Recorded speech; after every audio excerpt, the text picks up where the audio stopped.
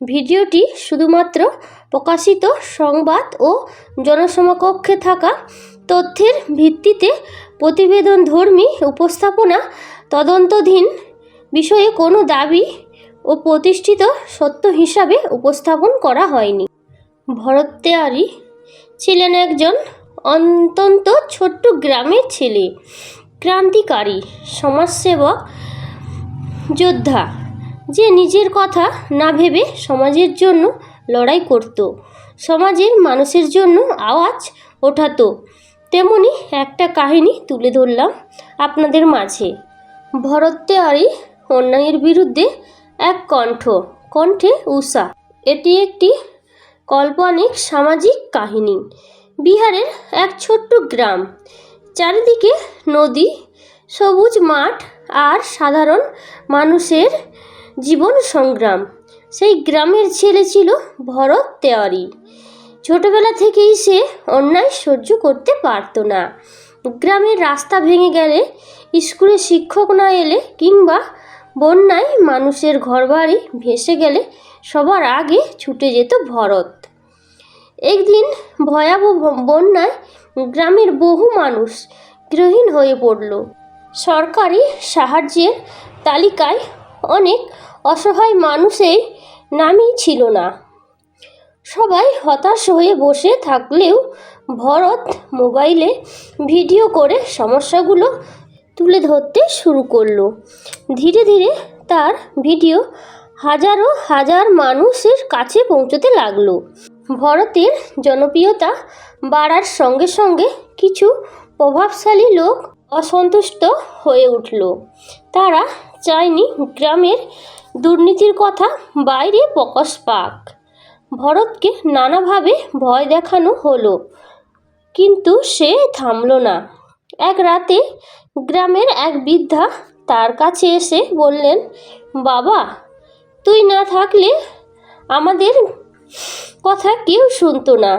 ভরত হেসে বলল, আমি একা কিছুই না ঠাকুমা, সত্যের জন্য সবাইকে একসাথে দাঁড়াতে হবে। সময় গড়ালো। নানান বাধা, হুমকি আর বিপদের মধ্যেও ভরত মানুষের পাশে দাঁড়িয়ে রইল। তার সাহস দেখে গ্রামের তরুণরাও এগিয়ে এলো। তারা মিলে স্কুল সংস্কার করলো, রাস্তা মেরামতের দাবি তুলল এবং দুর্নীতির বিরুদ্ধে আওয়াজও তুলল। একদিন জেলা প্রশাসনের কাছে কর্মকর্তারাও গ্রামে এলেন। মানুষের দাবি শুনে তারা উন্নয়নের আশ্বাস দিলেন। গ্রামের মানুষ বুঝতে পারল, একজন মানুষের সাহসও অনেক বড় পরিবর্তনের সূচনা করতে পারে। গল্পের শেষে ভরত গ্রামের মাঠে দাঁড়িয়ে সূর্যাস্ত দেখছিল। পাশে দাঁড়ানো এক কিশোর জিজ্ঞাসা করল, দাদা, এত বড় লড়াই করেও তুমি ক্লান্ত হও না? ভরত মৃদু হেসে উত্তর দিল, সত্যের পথে হাঁটতে কষ্ট হয়, কিন্তু মানুষের মুখের হাসি দেখলে সব ক্লান্তি দূর হয়ে যায়। সেদিন গ্রামের আকাশে লাল সূর্যের আলো ছড়িয়ে পড়ছিল, আর মানুষের মনে জন্ম নিচ্ছিল নতুন আশার আলো।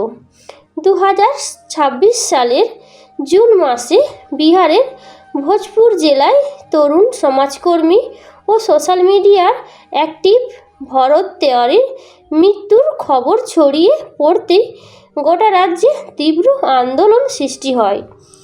স্থানীয় মানুষদের কাছে ভরত পরিচিত ছিলেন জনসমস্যা নিয়ে সোচার একজন তরুণ হিসাবে। বন্যা, নদী ভাঙন, পুনর্বাসন এবং প্রশাসনিক নানান সমস্যার বিষয় তিনি নিয়মিত সামাজিক মাধ্যমে তুলে ধরতেন। ঘটনার দিন পুলিশের একটি অভিযানের সময় তার মৃত্যু হয়। পুলিশ জানায়, অভিযানের সময় উত্তেজনাপূর্ণ পরিস্থিতিতে তৈরি হয়েছিল এবং সংঘর্ষের মধ্যেই ঘটনা ঘটে। তবে ভরত তেওয়ারি পরিবার ও সমর্থকরা পুলিশের এই বক্তব্য নিয়ে প্রশ্ন তোলেন। তাদের দাবি ঘটনার প্রকৃত সত্য সামনে আসা উচিত এবং নিরপেক্ষ তদন্ত হওয়া দরকার। খবর ছড়িয়ে পড়ার পর ভরতের গ্রামের বাড়িতে মানুষের ভিড় জমে যায়। আত্মীয় স্বজন, বন্ধুবান্ধব, স্থানীয় বাসিন্দারা এবং বহু সাধারণ মানুষ শোক প্রকাশ করতে সেখানে জড়ো হয়েছিল। বিভিন্ন এলাকায় প্রতিবাদ কর্মসূচি ও মোমবাতি জ্বালিয়ে মিছিল আয়োজন করা হলো। এই ঘটনাকে কেন্দ্র করে রাজনৈতিক মহলেও ব্যাপক প্রতিক্রিয়া দেখা যায়। বিভিন্ন সংগঠন ও জননেতারাও ঘটনার নিরপেক্ষ তদন্তের দাবি জানান। ক্রমবর্ধমান জনচাপের মুখে বিষয়টি উচ্চ পর্যায়ে তদন্তের আওতায় আনার দাবি জোরালো হতে থাকে। ভরত তেওয়ারির মৃত্যু শুধু একটি পরিবারের শোকের কারণ হয়ে থাকেনি, এটি আইন, ন্যায়বিচার ও প্রশাসনিক জবাবদিহিতা নিয়ে বৃহত্তর আলোচনা জন্ম নিয়েছে। কী ঘটেছিল সেই রাতে? কার বক্তব্য সত্য? তদন্তে চূড়ান্ত ফলাফল কী হবে? এই প্রশ্নগুলো উত্তর এখনও অনেকের কাছে গুরুত্বপূর্ণ। তদন্তের চূড়ান্ত সিদ্ধান্ত নির্ধারণ করবে সেই দিন ঘটনার প্রভাবে প্রকৃত চরিত্র। ততদিন পর্যন্ত ভরত তেওয়ারির মৃত্যু ঘিরে বিতর্ক, প্রশ্ন এবং ন্যায়বিচারের দাবি জনমনে আলোচিত বিষয় হয়েই থাকবে। ভরত তেওয়ারির মৃত্যুর রহস্য আজও কি সত্যটা মানুষ জানতে পারবে? না ভরত তেওয়ারির মৃত্যুর রহস্য সত্যি কি ধামাচাপা হয়ে পড়ে থাকবে?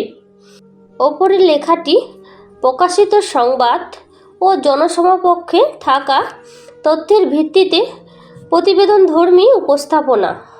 তদন্তাধীন বিষয়ে কোনো দাবি প্রতিষ্ঠিত সত্য হিসাবে উপস্থাপনা করা হয়নি। কাহিনীটি এখানে শেষ করলাম। কাহিনীটি যদি ভালো লেগে থাকে একটা লাইক, একটা শেয়ার করে দেবেন। আর এতক্ষণ আমার গল্পটি জুড়ে থাকার জন্য অসংখ্য অসংখ্য ধন্যবাদ। অনেক অনেক ভালোবাসা। আমার চ্যানেলটিকে সাবস্ক্রাইব করে পাশে থাকবেন। ধন্যবাদ।